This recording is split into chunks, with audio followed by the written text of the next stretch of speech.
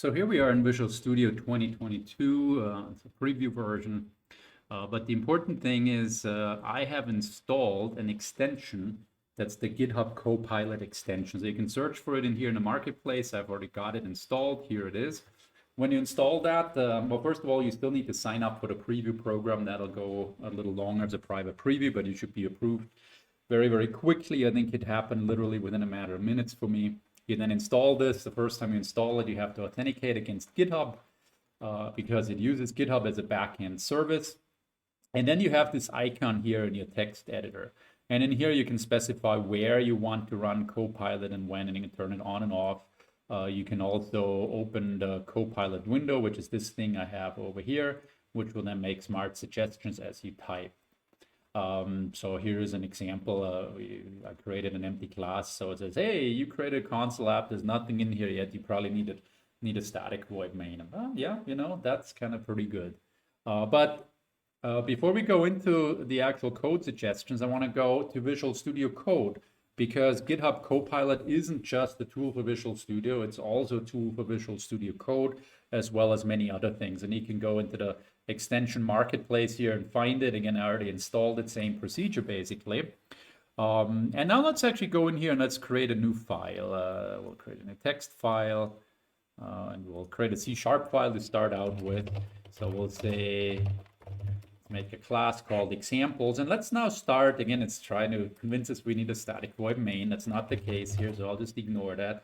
But what I want to do is I want to create a first method, and I'm going to call this, let's do this. Let's get two dates, and let's figure out how many days there are between the dates.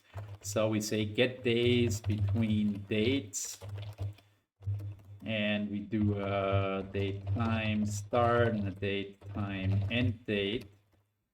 And now, as you can see here, it already goes ahead and it suggests some code that we could do, and this would certainly work.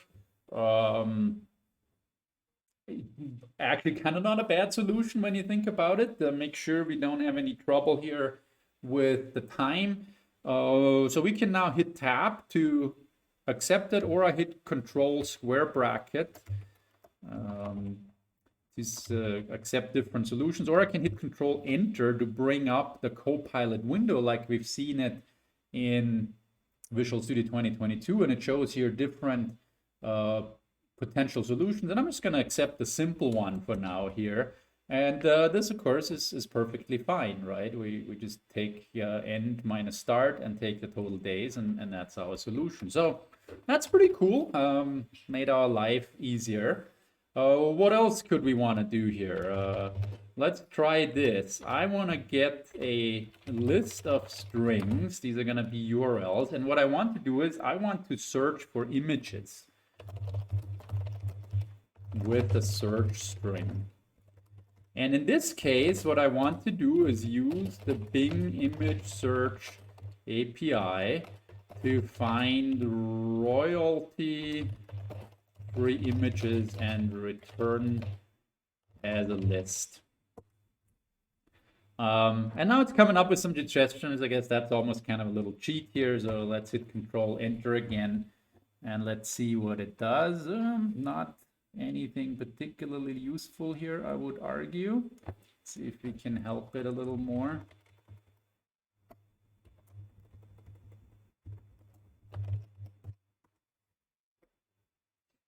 And now it's coming up with something a little more interesting. And sometimes you have to mess around with this a little bit. It's AI. It's a live service. It'll produce different results every time you do it. But so let's go ahead and let's do that. That's probably a good start. And then it'll start suggesting more and more different things you can use here.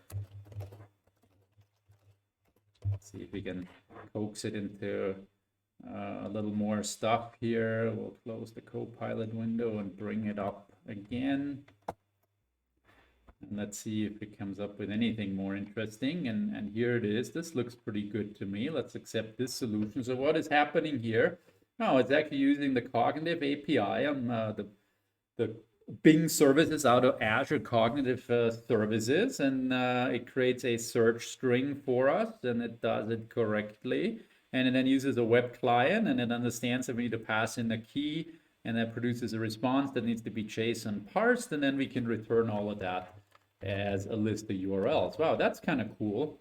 Why does it actually know how to do that? Is that just a basically code snippet engine, or what does it do? Let's try something a little more spiffy. So let's say we want a list of processes that are currently running on the system, and I'm actually going to create a new class that it's never seen, and we call it my proc info, for instance, or process info, and we just call this get processes. And of course we have to create that class, and we give it the ID. Let's just do a memory footprint,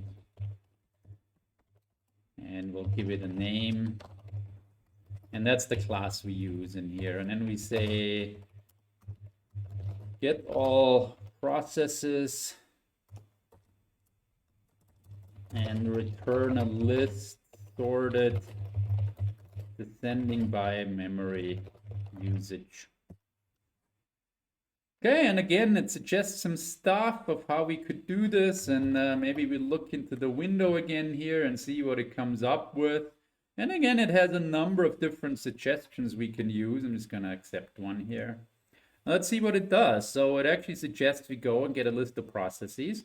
Now it knows that we are using a special class here. This is a class that certainly doesn't appear in any kind of code snippets. It's just something that it's smart and knows how to do, because I use that in the signature of my method. And so then we go through the processes, and it then does a sort of that. Now it didn't get the descending. Actually, I've tried the sample a number of times. If you look through the list of suggestions, it actually usually comes up with something that gets that correct as well. It also has another little problem here. It actually got this a little bit wrong here. And again, depending on what you pick, it'll be more or less right. But the point is, it does a pretty darn good job at coming up with something that you've specified here. And you can play with it. You can find Twitter images. You can say connect to SQL Server, and go old school, return me a data set, and it'll come up with solutions that actually work and make sense based on what you want it to do. I mean, if you think about what we've just done right here, that is scary good when you really think about it. Like, imagine how you would build such a feature. But that's AI for you, right? It's models that are trained, and it's just really good at coming up with this stuff. And of course, GitHub has oodles of code examples as to how this stuff can work. Now, this isn't just for C# either. We could do a different file here, and let's say we say this is JavaScript. There we go. And we could do things in here too. Let's do a function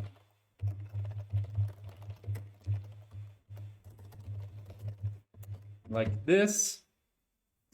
And there it goes. It comes up with a solution that'll probably work in terms of returning the number of days for this particular function. And you can use Python, and you can use whatever else, right? This is not language specific. So when you think of what this does, A, it's scary smart. B, it'll make you super productive.